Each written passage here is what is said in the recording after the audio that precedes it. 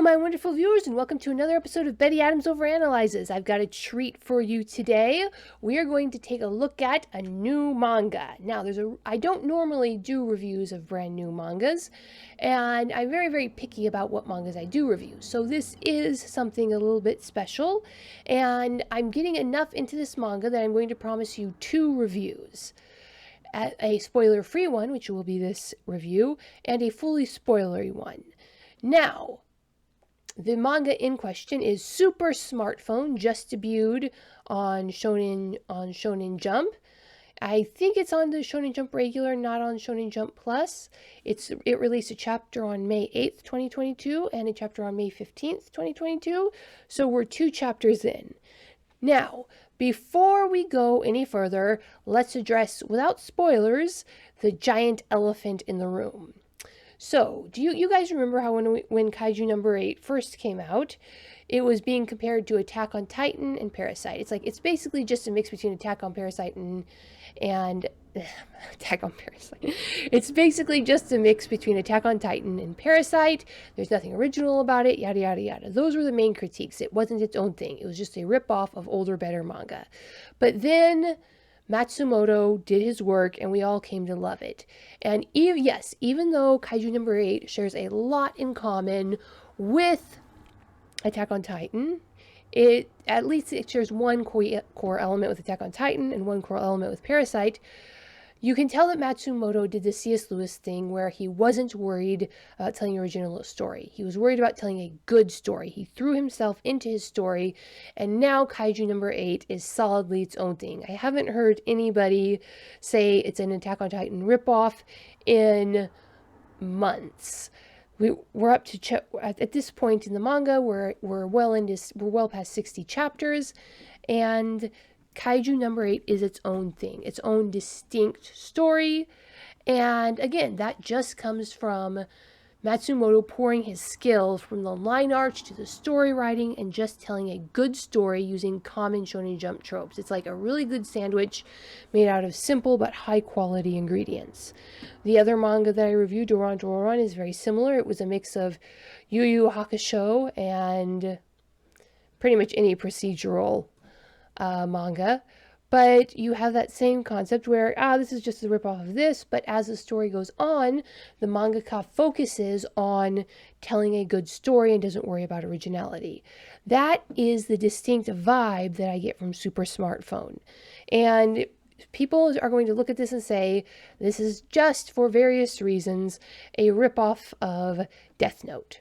Because let me tell you a story. This is a story of a boy who has a thing fall into his life, and he ends up, this boy is not particularly physically remarkable, but is of higher than average intelligence, and he's going to use this thing to solve crimes.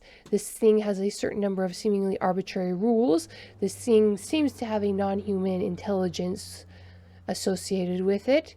This thing came out of nowhere with essentially no explanation.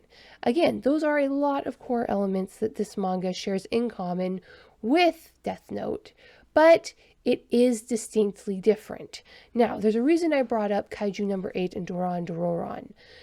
Kaiju number 8 does share a core element with Attack on Titan. Doron does share core elements with other manga, but they have one thing that sets them apart in my mind and makes them the manga that I love: wholesomeness. This is the reason that I fell away from Western comics. There was a darkness, a lack of wholesomeness, a lack of goodness in especially DC Comics at the time that I fell away. And this does infiltrate manga to some degree. I had to completely give up Tokyo Ghoul, even though I love the story and I wanted to keep reading it. The darkness and the depression of the situation just made the story unenjoyable for me. Now, one of the main problems that caused this is characters put into an artificial situation that does not reflect reality, where no matter what choice they make, something terrible is going to happen. And this isn't just talking about no-win situations. There is something inherently flawed in the world that makes the world dark and depressing. A good example of this is Siren. So if this manga doesn't get compared to Death Note, it's going to get compared to Siren. And Siren I found intriguing. I read it all the way through start to finish, but I found it very depressing. Tokyo Gal, same concept, but I didn't finish Tokyo Gal. This manga, Super Smartphone, is at 2 chapters in, appears to be very wholesome. Now, it could change. Even Doron, which I really like, did take a slight tonal shift at several chapters in, but I don't think that's where Super Smartphone is going. So now, what is Super Smartphone like? I've given you the basic plot synopsis. Boy gets thing, does stuff. And if Kaiju number 8 is a mixture of Attack on Titan and Parasite, and Doron is a mixture of Tokyo Ghoul and Yu Yu Hakusho, then Super Smartphone is a mixture of Death Note and Siren. The art is very pleasing to me. I've always been a fan of that simple shoujo Dragon Ball style art. As few lines as possible, lots of wide open spaces on the pages, as little dark ink toner as possible.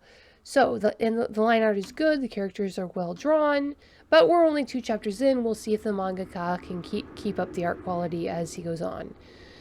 There's nothing super spectacular about the fluidity of the art. I would say that the art is at the higher end of good. So this is probably some of the better art in Shonen Jump. It's nowhere near, it's got nothing on Kaiju number 8 for how fluid and almost supernatural the human movement looks. It's just, good art. I enjoy looking at it. I'd probably there's certain panels that are good enough that I just look at them strictly for their artistic value, disassociated from the story. So here we have another mangaka taking a simple concept. A young protagonist gets a device and telling a good solid story with it, clearly focusing not on being original, but on telling a good story.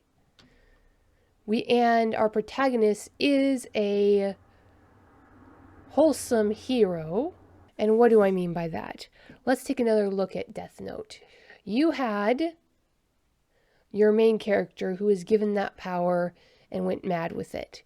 He made the classic supervillain error of caring for humanity in general, but not caring for individual humans. We get right there in chapter 2 an indication that this is not a trap that our MC is going to easily fall into. Actually, it's at the end of chapter 1 that we get that. So the mangaka uses not incredibly subtle clues, but I'll call them subtle clues to cue us in that we have, even though this main character can be quite ruthless, this main character has that Shonen Jump main character heart of gold that we get in the more wholesome manga. And that is something that I really enjoyed. Now, I want to mention what I think are a few weaknesses in this series. First, it's pitching, I think, at a slightly younger audience than the main concept of the show requires. There are certain ways that the story went where it was the wholesomeness jarred a little bit with the overall tone, whereas it would have been more logical had this gone down it would have been perfectly logical had this gone down a much darker path, and I'm grateful it didn't.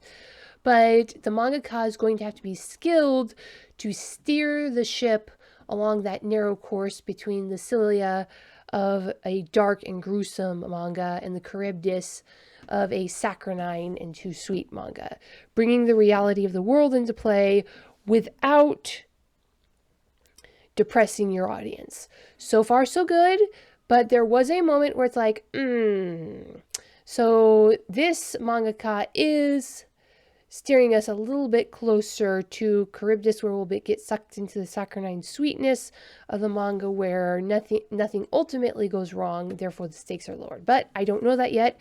That's just, if this manga goes wrong, I can definitely see it going wrong down that path. The second element was that this is going to be a heavily technologically dated manga. For an example of what I mean, if you go back to, let's see, what was it? I can't remember. It was a setup where it was a manga within a manga. Which one? It was that manga that was popular about 5 to 10 years back, about a grade schooler who decides he wants to be a mangaka. And in the story, they are discussing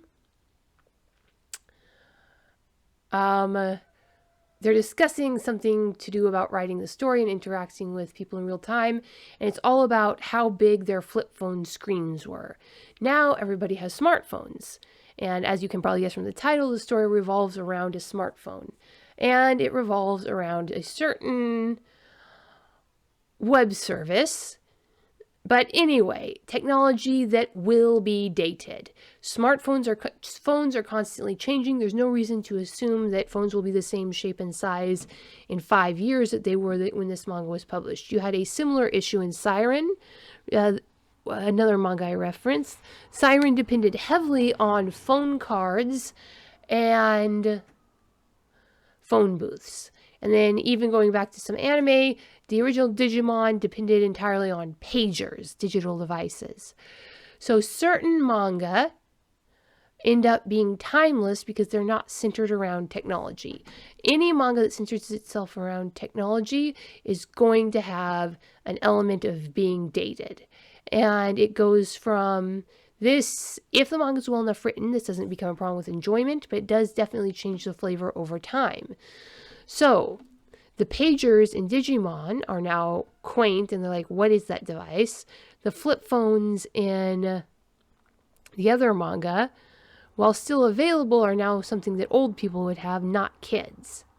And in 5 years, I think these smartphones, the fact that the series completely revolves around a smartphone, will give a flavor of, what's the word I'm looking for? Not archaism. What is that? What's that word that means something in a time that it should not be? Like if you have a supposed Shakespeare play mentioning a radio. An anachronism. So any manga that centers itself around technology is going to feel anachronistic in just a few years. And Super Smartphone is going to have to be a very, very good manga to overcome that. So let's go on this journey together, see if it's worth reviewing. I may or may not review each chapter. I just honestly don't know. I've got a pretty full review schedule at the moment. And as much as I am enjoying this manga, it does seem to be a bit simple. How do I say this? For my purposes, I don't think I could always get a review out of every chapter. So that was a spoiler-free review of Super Smartphone. Tell me, what do you think about this manga? Do you think it's going to be in it for the long haul? Is it going to be a short 10-chapter manga? What do you think? Is Shonen Jump in general leaning towards more wholesome fare and leaning away from that darker, grittier Tokyo Gal storyline? Leave your comments below telling me what you think. Hit that like and subscribe button, and peace out, my wonderful viewers. Humans are weird. We took a vote, and humans are weird. I have the data. 2 books in a series of human absurdity. Go check out these short story collections. What will our little green friends think of us when we finally do make it to space? Find out the answer in 2 books of human absurdity. Humans are weird, we took a vote, and humans are weird, I have the data. Available on Amazon, Barnes & Noble, Kobo, and Google Play.